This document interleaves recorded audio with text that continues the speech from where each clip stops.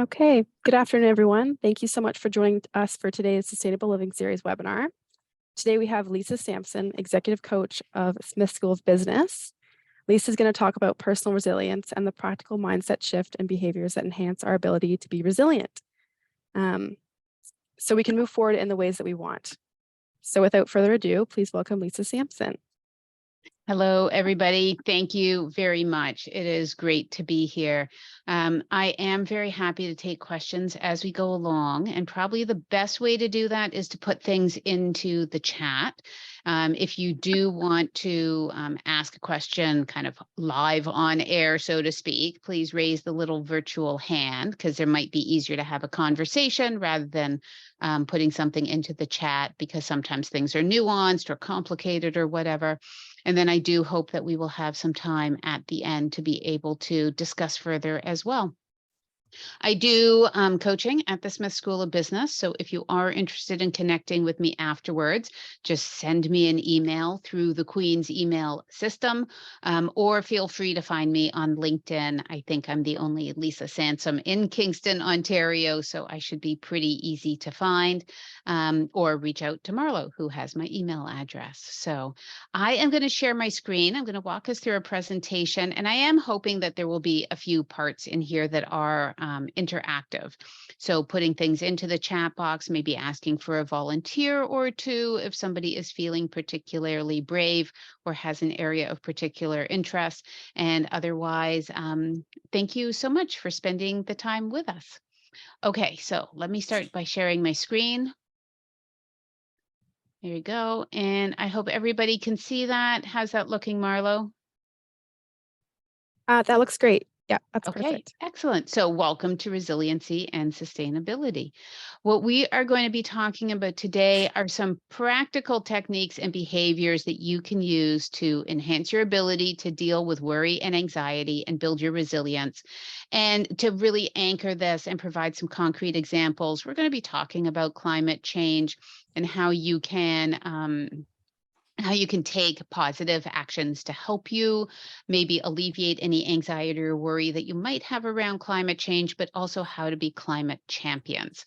Now, I want to be really clear. The resilience techniques that I'm going to talk about span across pretty much anything that is going on for you. So these are not only applied to climate situations, but there might be other things that are going on that you would really like to be more resilient in, and these techniques will help you. So for today, I would like to emphasize that I am coming at this through the field of applied positive psychology. What I am sharing with you is rooted in the science. And there's a very specific reason why I have sunflowers up on the slide right now, because I also want us to think about this through the lens of nature. And those of you who know sunflowers and may have seen a field of sunflowers or have driven past them or had sunflowers in your own front yard, you will know that those gigantic yellow heads, they change as the day goes on, following the sun from east to west across the sky. And that's why they're called sunflowers. The technical name for them is that they are heliotropes, helios being Greek, I believe, for sun. And to have that heliotropic effect is to follow the light of the sun. Now, we know that sunflowers do this, but we are also, as human beings, we are also creatures of nature. And it is very natural for us to turn towards that which is warm, which is light, and which is life-giving. And that's part of resilience. Resilience is being able to pay attention to the things in our lives that are going well. And so just be like sunflowers. When we're going through a presentation today, I would love for you to ask questions and to challenge and to push back and ask about the science and the research. And if there is anything that you would like to know further afterwards, send me an email. I will send you the research studies and the links. I can even do that in APA 7 formatting if you would like. But for today, really think about what's the one thing that gives you a little bit of energy? What's the one thing out of this presentation that you find is giving you a little bit of hope, or life or optimism or whatever it is. And we'll come back to that at the end.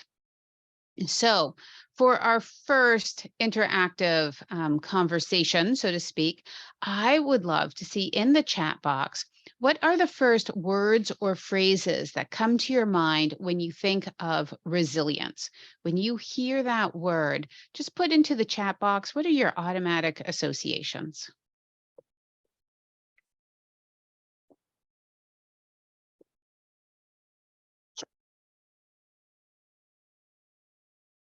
All right, some great ones are coming in. Keep those coming in.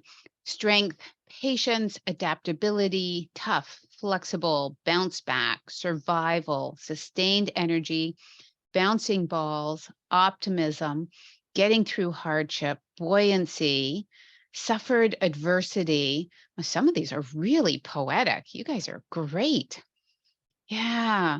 And so there is this general sense there that resilience is, it's got this toughness to it. It's got this survival to it. There's this notion of bouncing back and getting back to where you were before to get through hardship. We are resilient through difficult times. And this notion of flexibility has come up a couple of times that if we bend, rather than break. And so we need to be resilient to all of this, which is fantastic. Yeah, thank you very much for all of those. And it does take energy. It does take some strength, and it does take some attention and intention. And we're going to cover some of the things that you can do today to be more resilient. When I talk about resilience today, there are really two different levels of resilience. So one is to bounce back from setbacks. So let's imagine that on a scale of 1 to 10, where 10 is optimal functioning, you typically get through life at a 7 out of 10, and that's your kind of standard default setting, if you will, for optimal functioning. And then something happens, it's a bad day for whatever reason, you have a fight with somebody, your computer breaks, and you go down and you're not functioning as well, and you're down like a 4 or a 5. And being resilient gets you back to being a 7. It gets you back to where you were before. That's what we mean by bouncing back.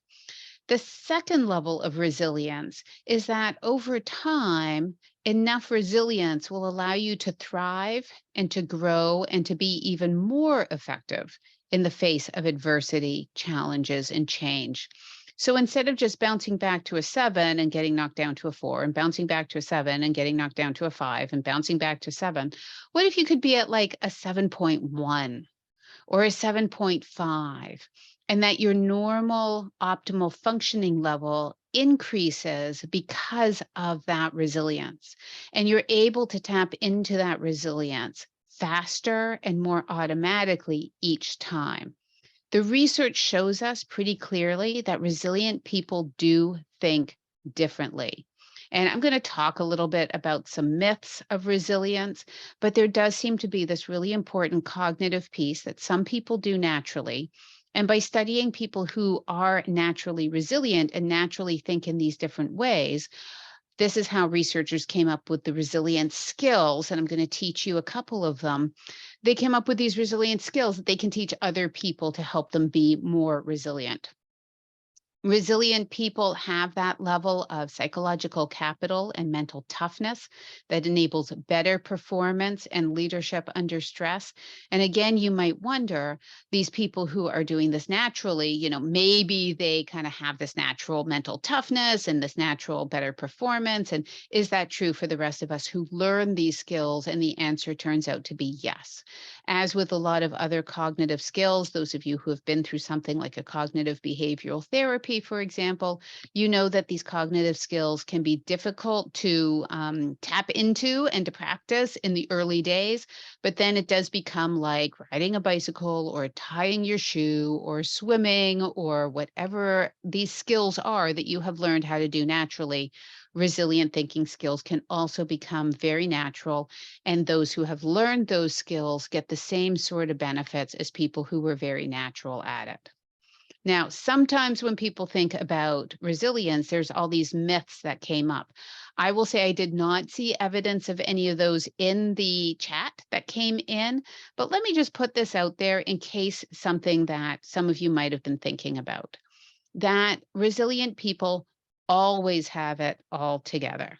They never fall apart. They never cry. They never get angry.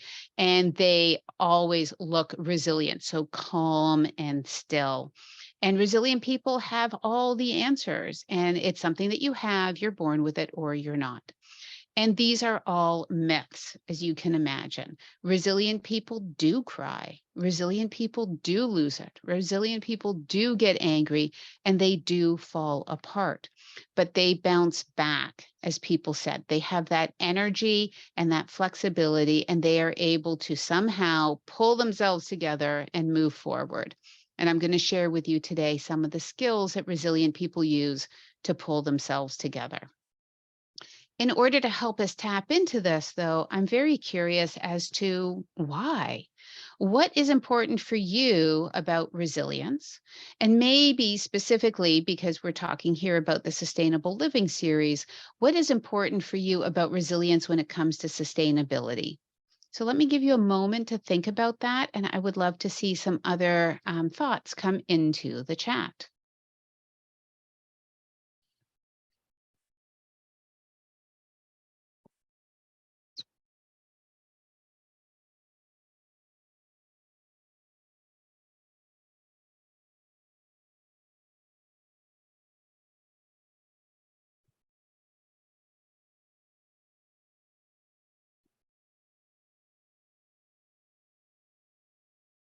I see some answers are starting to come in.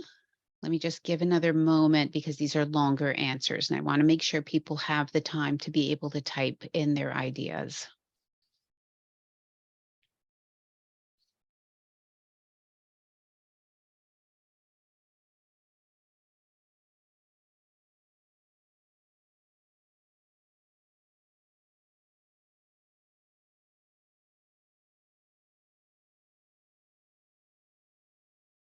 All right, some really great answers coming in, and some of these are directly connected to sustainability. Some of these might be a little bit more general. So, whatever perspective you're coming from, it's perfectly fine. As I said, these resilience skills can transcend a number of different domains.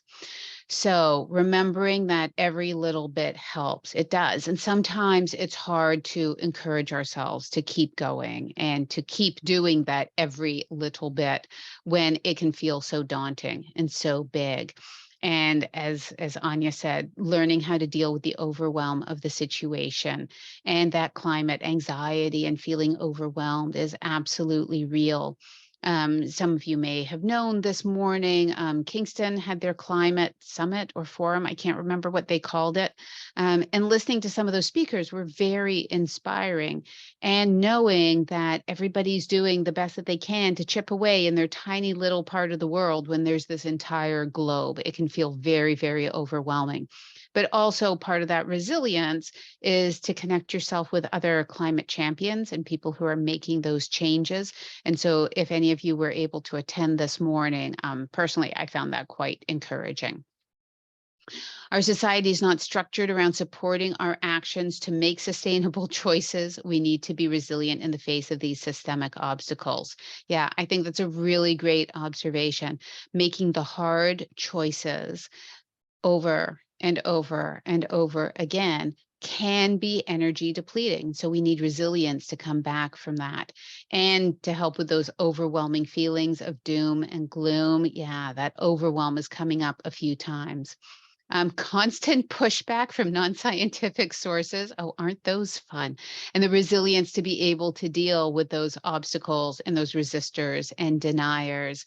And yeah, steps forward and steps back and how not to give in to that defeating. And the baby steps in there. Yeah. And I think this point about it's a process that takes time.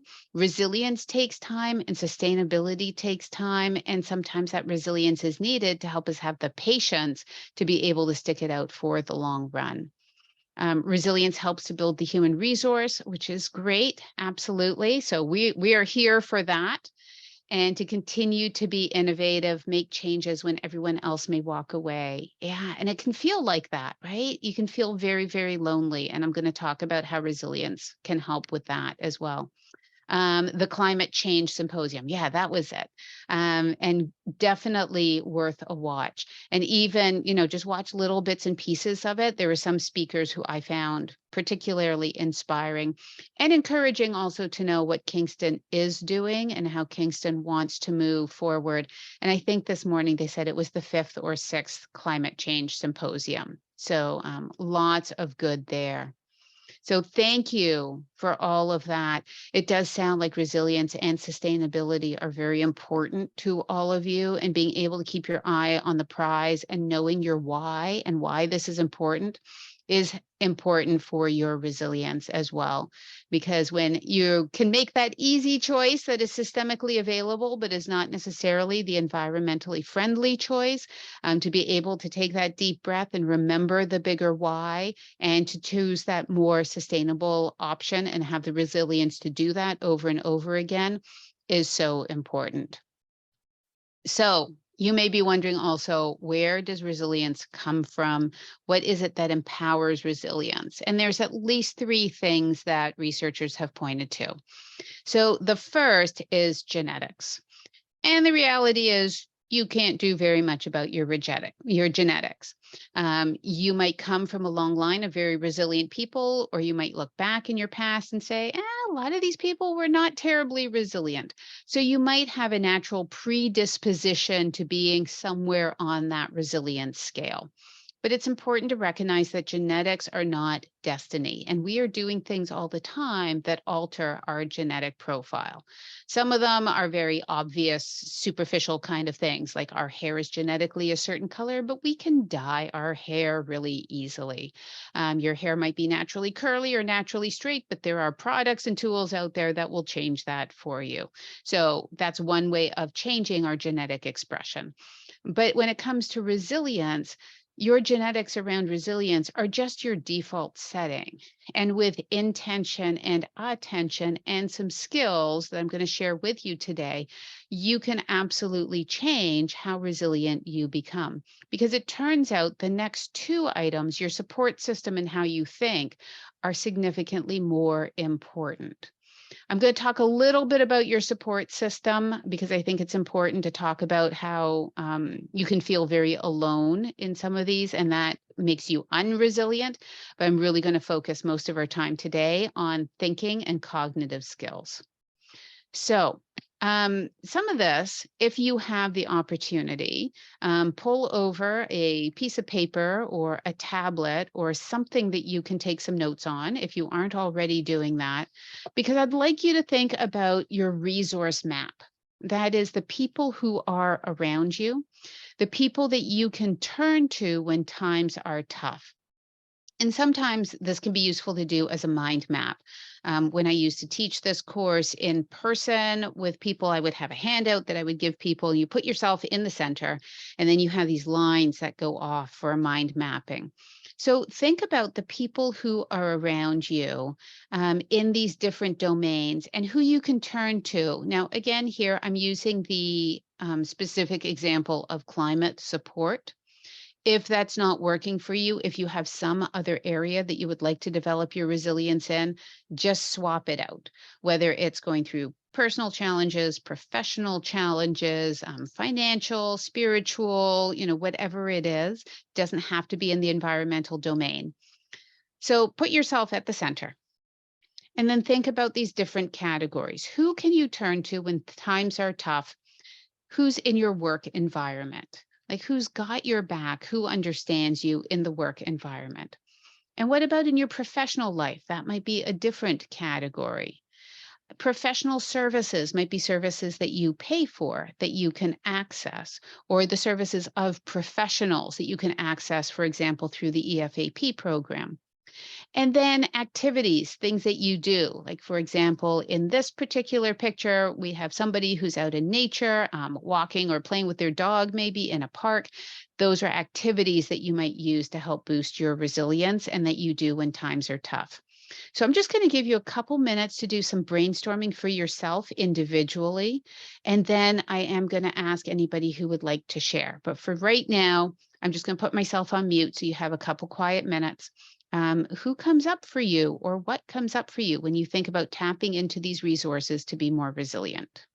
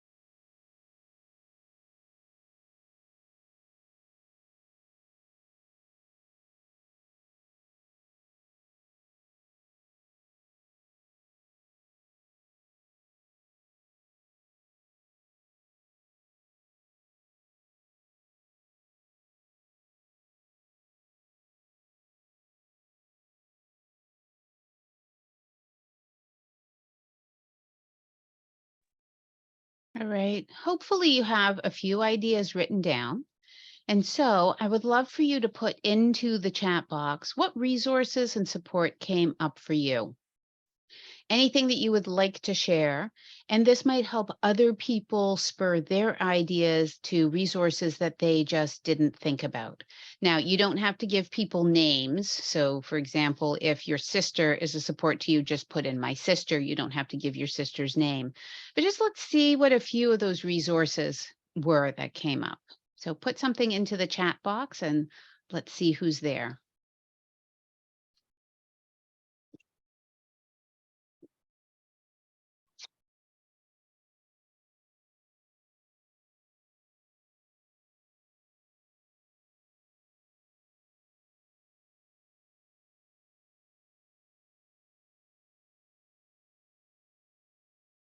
All right, I see a few coming in. These are great. My sports team and coach. Yeah, and there's activities in there and people, because sports and getting out and being active can help you to be resilient. My best friend, which might be animal or person, depending on the people who are out there. My friends, coworkers, partner. Yeah, and there might be specific coworkers or specific friends that you go to for support on different issues. You might know that some friends are really good at supporting you on some things, and other friends are really good at supporting you on other things. My wife, yeah, fantastic. Shared ideals, good sounding board, follow many climate change, rewilding, active transit, vegan advocates on social media. Yeah, and how great when you find your tribe out there on social media and that they are supportive and positive and encouraging. And my students, yes, students are full of positive energy and hope. Amazing. Built-in resources at work in the biology department, sustainability department and facilities. Wonderful. Spouse, club friends, counselor, colleagues who donate their tea bags for me to compost at home. Oh, that's so great. Yeah. So that's another interesting opportunity there, is that if you don't have a community already, how can you create one? And so it sounds like Anya, sorry if I'm mispronouncing your name, Anya has reached out to colleagues and said, hey, I'll take your tea bags. And now that's generated the conversation and a group around composting. Really interesting. These are great ideas. So if someone was looking at their own list of resilience resources and thinking, not sure I have a lot of support out there, Hopefully, this has given you a few ideas for how you can expand that feeling and tap into your resilience in your resource community. When we are feeling overwhelmed, when we are feeling overburdened, we can feel very much alone. And it is important to remember you are not alone. You do have resources and you do have support. Even if it might feel difficult to reach out, sometimes doing it on social media is a little bit of an easier ask. And sometimes going to somebody who's really, really close to you might be your easier ask. So just know what that is. So here is the truth about resilience. Resilience can and often does look messy. And there is apparently a Japanese proverb. I'm not sure if this is real or just an internet thing, but there is a Japanese proverb about falling 7 times and getting up 8. And that is what we mean by resilience. So resilient people do fall. Resilient people do have a hard time. They just keep getting up. And resilience can be taught and learned. And resilience, as I said, is largely about how you think. So we're going to do a bit of a dive into the cognitive skills to help you to be more resilient. And I would at this point like to do a shout out to Dr. Karen Rivich, who was my professor when I did the Master of Applied Positive Psychology program at the University of Pennsylvania. I graduated some 12 years ago, and her book, The Resilience Factor, really is the inspiration for the science in this presentation. So if you're interested, feel free to pick up a copy of her book. I'm going to dive into just a couple of the things that she talks about. Obviously, in our short hour together, we don't have time to do everything. But if you are interested in more resilience skills, please reach out and I can send you some other ideas. All right, so we are going to start with building self-awareness. And I'd like you to put yourself into this situation. Imagine that it is Monday morning and you have an important Monday morning meeting at work, and you are standing at the end of your driveway waiting for your carpool to arrive. It is drizzling. You have your warm and toasty travel mug filled with your favorite hot morning beverage, but you don't see your carpool and you are starting to get anxious. Then your phone buzzes. You check, you have a text message. There has been a mechanical issue with the car. They have to go back and get somebody else's vehicle. They'll be there in about half an hour, maybe more, and sorry about that. And you realize as you're looking at that text message, standing there in the rain, that you are going to be late and very rushed without adequate preparation time for your important meeting. So, in the heat of the moment, as you are standing there in the rain at the end of your driveway, knowing that you've got this important Monday morning meeting that you're going to be late for, put into the chat box what are the immediate, unfiltered thoughts that are going through your mind. What's the first thing that comes up?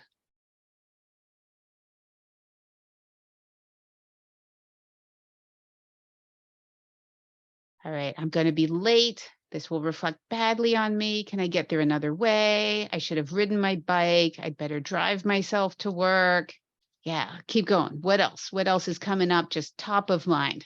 It's okay. We're all human. Permission to be human. What do I really need to do for my meeting? Yeah. What else? I have a feeling that people out there are being a little polite. There it is. Shit happens. What can I focus on? Can I notify attendees? What else?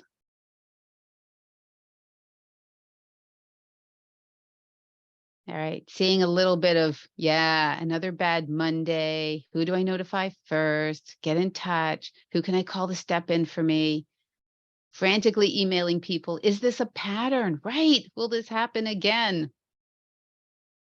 All right. So it's really interesting to see where people's minds intuitively go. Can I get there by another mean? Yeah.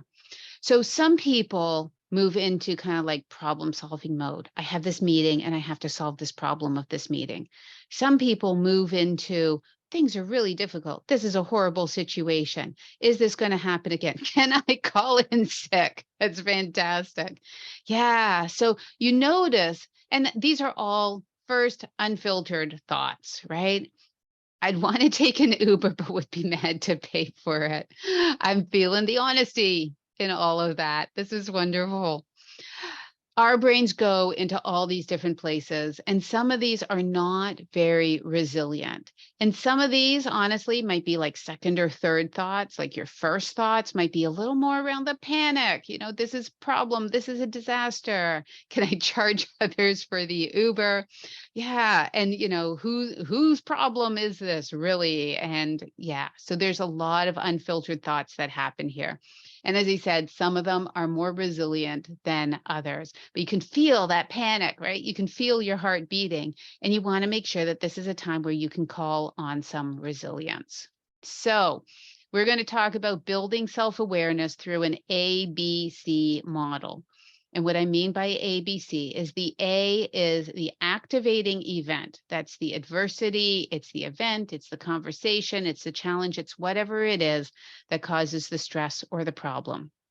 The beliefs are what you say to yourself in the moment, and the consequences are what you feel, those emotions, and what you do and say, those are the actions.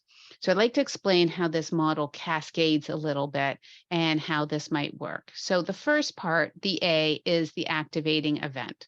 So what do I mean by the activating event? It is the challenge that you are facing, and we define it by the who, the what, the where, and the when, but not the why. This is not about problem solving. This is not about root cause analysis. This is just about factual identification. So who is involved in this situation? It is you. What is happening? You are waiting for your carpool in the rain. And when is this? It is Monday morning before an important meeting. This is just the facts of the situation. You do not need to solve the challenge here. You're just understanding the neutral key facts. Everybody would agree that this is you. Everybody would agree you are waiting for your carpool. Everybody would agree it is raining. Everybody would agree it's Monday morning. Everybody would agree you have an important meeting coming up. Like these are all factual. So that is the A part. Then we move into the B, and the B are the beliefs. They are those unfiltered, in the heat of the moment thoughts that we tell ourselves about the situation. So Brene Brown, you may have heard of, she says, what is the story I am telling myself? So for example, some of these things came up or things like it. I should have taken the bus. That's a story I'm telling myself. This is a nightmare. This is a belief I have about the situation.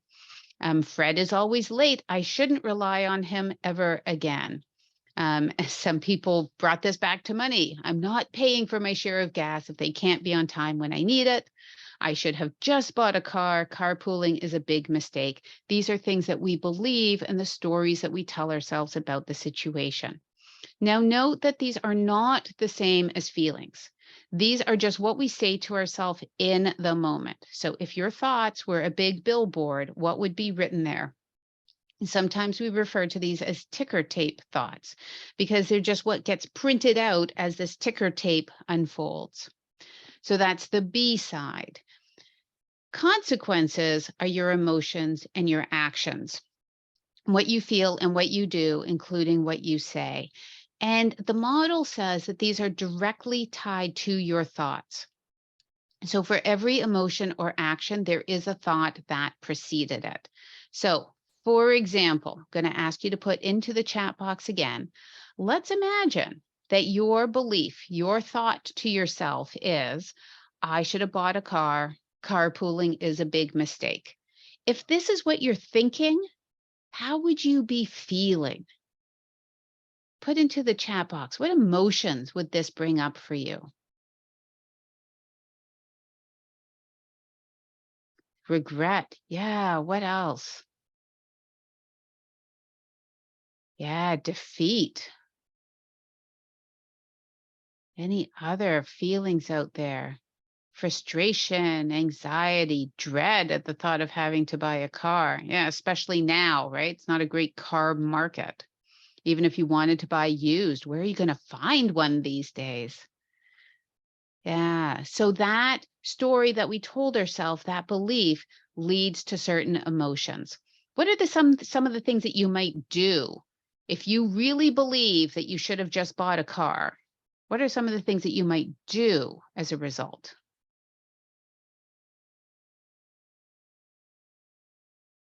You might impulse buy. Yeah, you might start flipping through, buyAlemon.com or whatever it is. Yeah, you might start taking a look at your bank account. You might quit the carpool. You might send back a very nasty text message. Buy a lottery ticket. Share carpooling duty. See, that's a more resilient approach. Gabby, you're doing a great job there. Okay, so we can see how this is directly tied to the story that we just told ourselves. So, what I might ask, if somebody would be so brave as to share a short event with us, I'm wondering we could practice with somebody else. Does anyone have a recent, vivid, specific event that you would like to share on audio? And we can define what the A, B, C are in there. Any volunteers?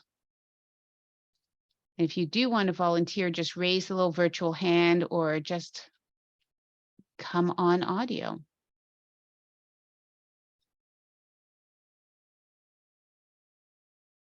All right, Anya, I think. Am I pronouncing your name correctly? I've been saying that a lot.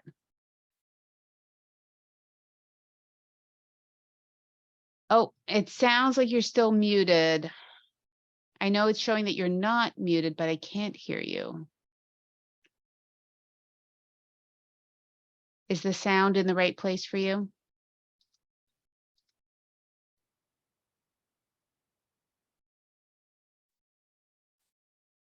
Oh, I'm having problems with the mic. Take a look at the bottom in the mic and see if it's going to the right place. There's the little chevron up arrow thing.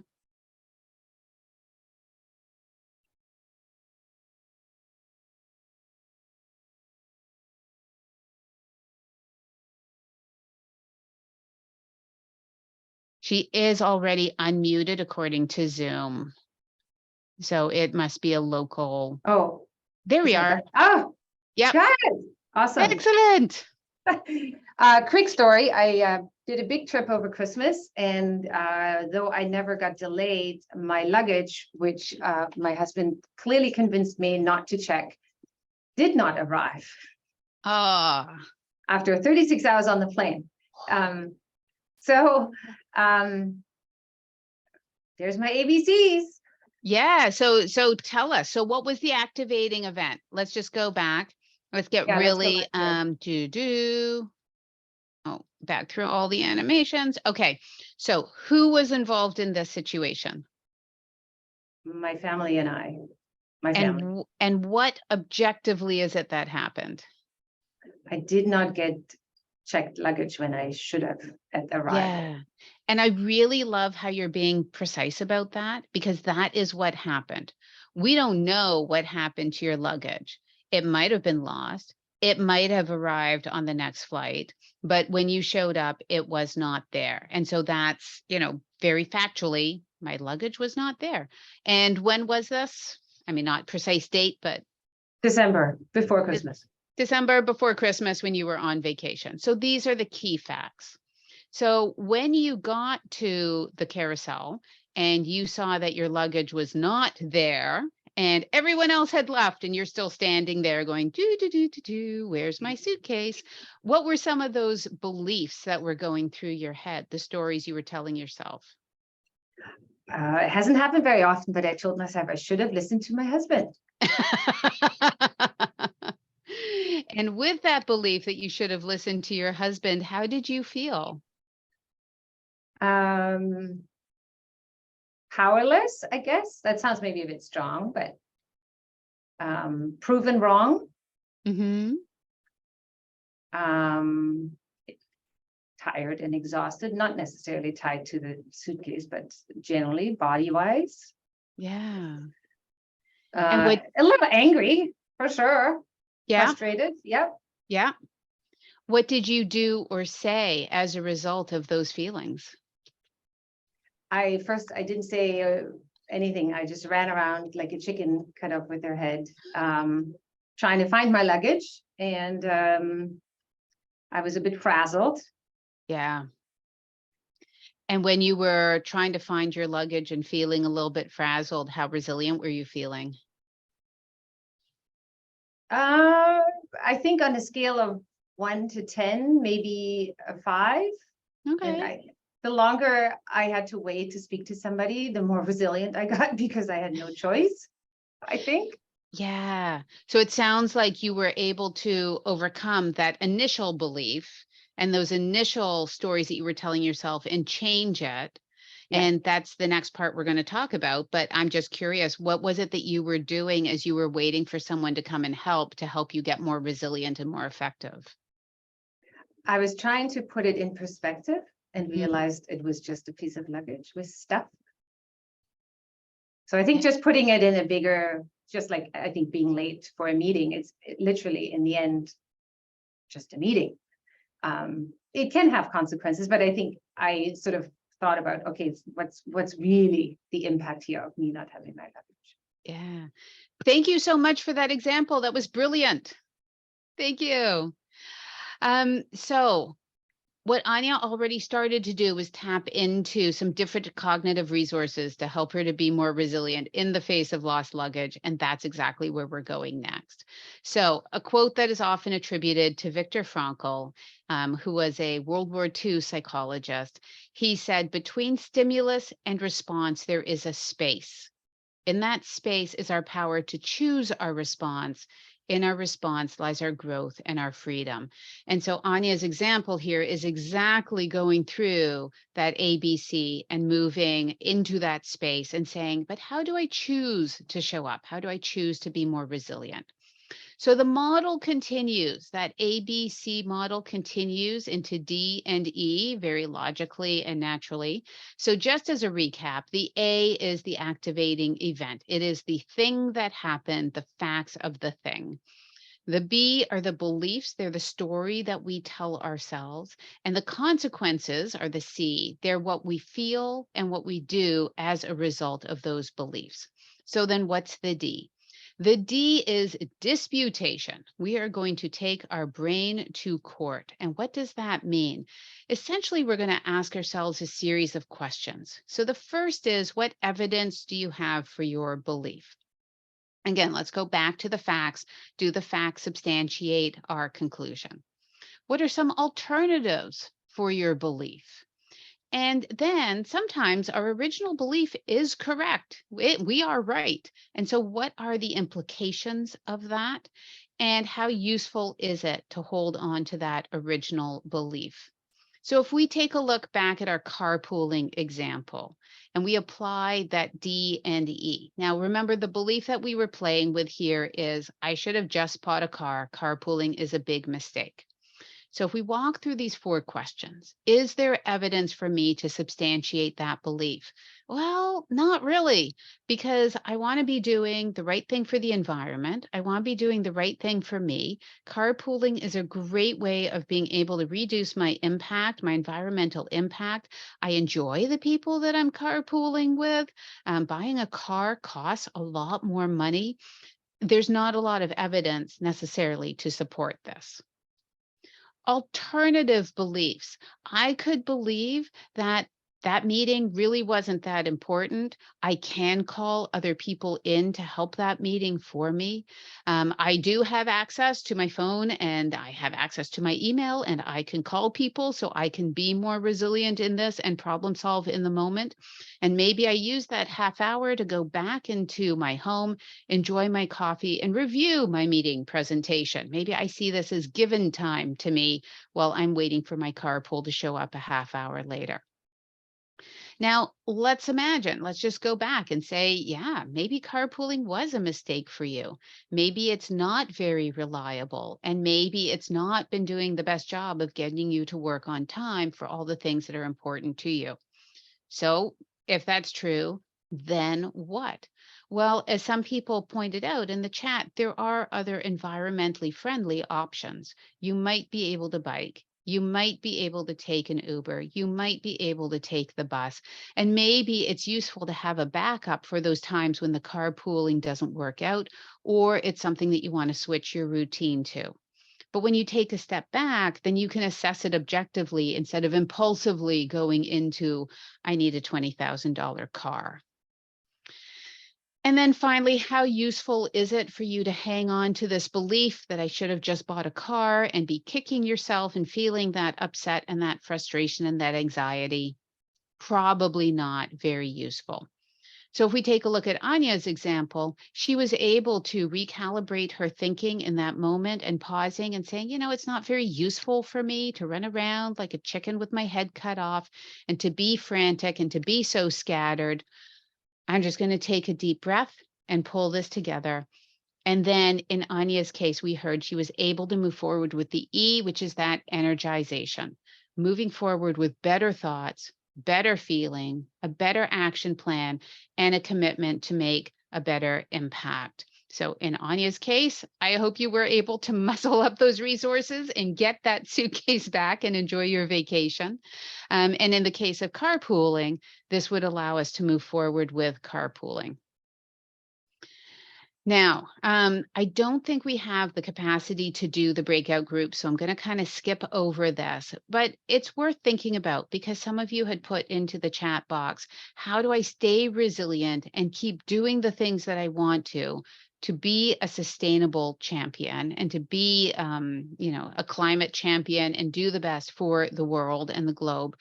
And up here on the slide, I have a list of 7 things that have come up from previous workshops, actions that people have wanted to take, but they can be challenging. So for example, if we take a look at the first one, using the campus organics and recycling programs, well, what can go wrong with that? It's useful to think about some of the things that could get in your way, including your own internal beliefs, and then how could you think more resiliently? So for example, if you're on campus and you can't find the organic bin or the recycling bins that you are looking for, how you could think more resiliently is you put them into your own lunchbox and you take them home and you dispose of them appropriately at home. And so sometimes it can be useful to pre-plan for some of these. So again, if any of these are particular challenges that you have been finding, working through the ABCDE model can help you be more resilient and take the action that you really want to.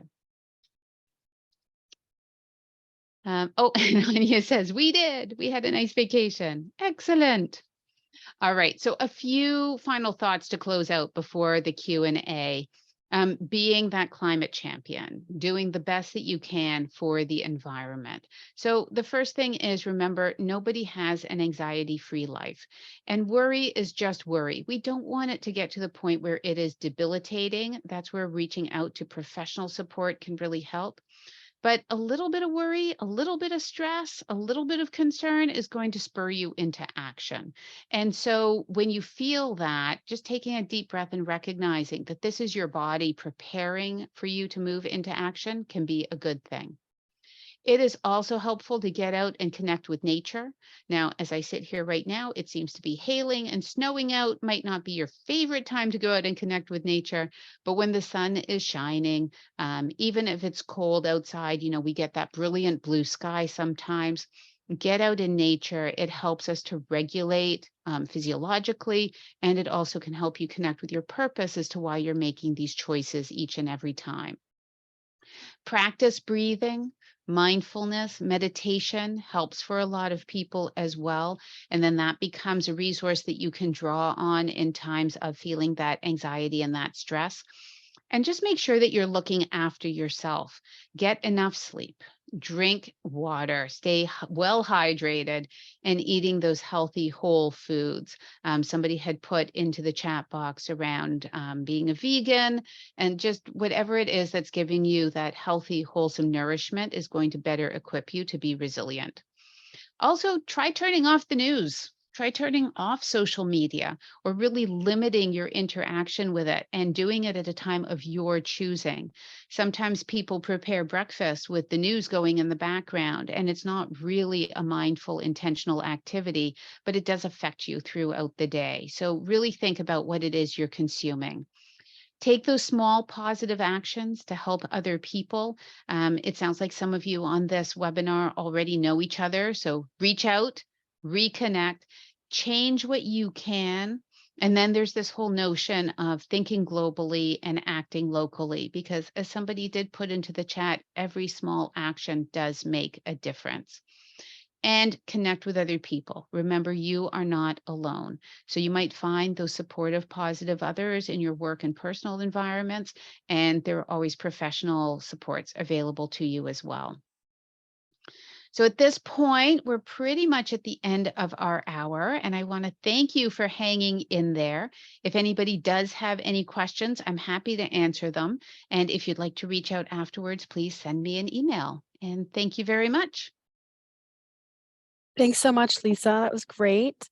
Yeah, anyone feel free to put questions in the chat or just ask them with your camera on or off. And I'm going to stop sharing my Oh. screen so we can see each other.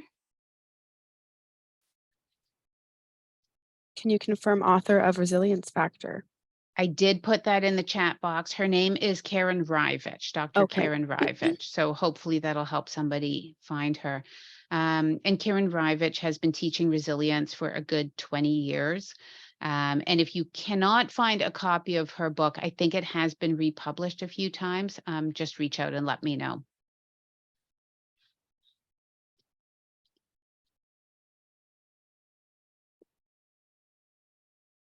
Any other thoughts or questions out there? I will do that now.